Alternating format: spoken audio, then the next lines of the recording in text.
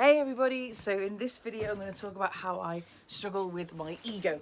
Now if you haven't already, hit subscribe and hit that notifications bell so you get a cheeky notification every time I upload a new video. So I kind of wanted to talk about this today because I think, even though I say it quite often in these videos, I think people have this perception that I'm perfect or that I'm like some sort of Zen warrior person. Maybe not a Zen warrior person, but you get what I mean. I think people just think that like I have things sorted, and I very much don't, and I'm still very much on my own journey, and ego comes up a lot for me, and ego in a number of ways. Now ego, when we first say the word ego, initially we're like, ego is someone who's quite egotistical, quite arrogant, quite forceful maybe with their opinion, maybe someone who's overly confident, and that's definitely an element of my ego. I think we all have that part in us, where we think we're right and somebody else is wrong. We all have that, and I definitely experienced this. I do it from time to time when people don't do things how I perceive they should do them. The thought process comes in like, oh well, I wouldn't do that. Like, well, my way makes more sense. Like, why aren't you doing it that way? And I notice it and I feel the emotion, and sometimes I express the emotion.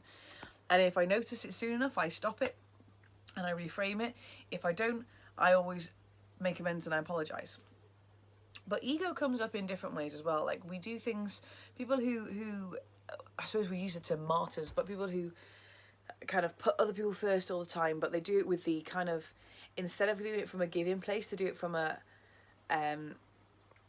putting people first so other people will think better of them. And that's definitely something that I have done in the past, and it never comes from a malicious place, but it was that kind of, I'd put myself out financially, I'd put myself out in terms of pushing myself forward in terms of career. I'd always make sure other people were moving forward, but not because I wanted them to move forward, but no, because I thought people would then see me wanting to move other people forward and then they'd think better of me.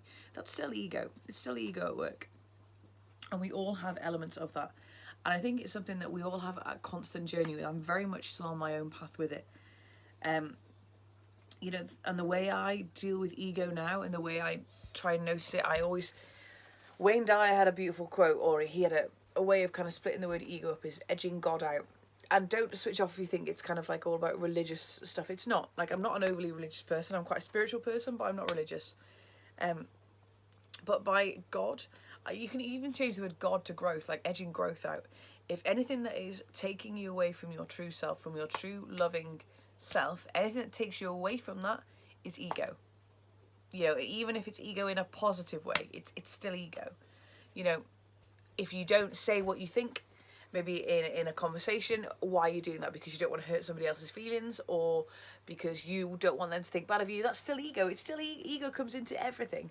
And it's one that we all have a journey with, and nobody's perfect at mastering their ego. Some people are a lot better.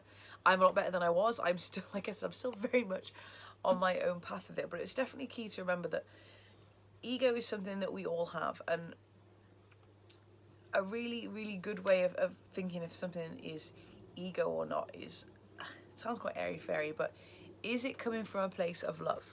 Is whatever you're doing, is it coming from a place of love?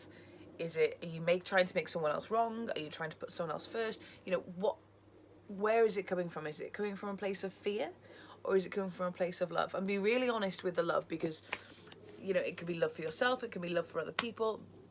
And the same with the fear. Is it fear about things that are going to happen to you, or fear that something's going to happen to other people?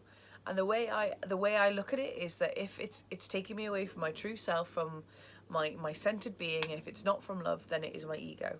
And do I forget it sometimes? Yes, all the fucking time. I fail daily at it. I fail daily. But I notice it and I change and I reframe it. So I fail at different things the next day, and at different things the next day. And it's all a journey. It's just about falling forward, getting back up, falling forward, getting back up, falling forward, getting back up. So I hope that helps.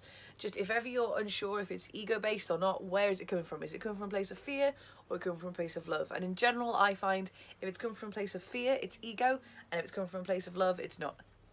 That's the way I think of it. But even love in some kind of convoluted, warped way, it can be kind of, you know, you're putting someone else first again because you want to look good, but you're saying it's from a place of love. You know, there's some grey areas with it, but in general, that's what I find. Like, are you coming from a place of love, or are you coming from a place of fear? If it's love, keep at it.